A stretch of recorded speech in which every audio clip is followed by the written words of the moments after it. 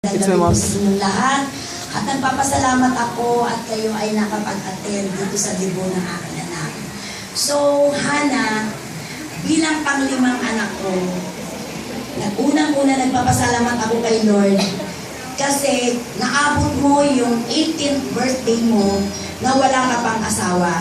Whoa! That's something today, huh?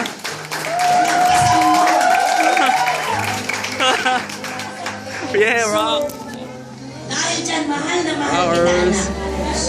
Sana huwag ka munang mag-boyfriend. Mag-girlfriend ka na lang muna. Diba?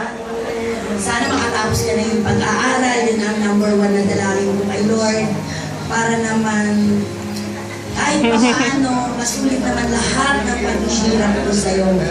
Although, wala ka ng daddy, so nagpapasalamat din ako kay Tito Jun mo, nandyan ng full support sa ating family. So, anak, ipagpatuloy mo ang iyong magandang ipagpatuloy mo ang iyong magandang ginagawa sa buhay para ikaw ay makatapos sa iyong pag-aaral. At hangad ko ang 1,000,000% na kaligayahan mo sa araw na to.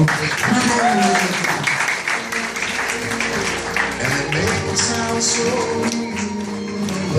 Salamat, Inay.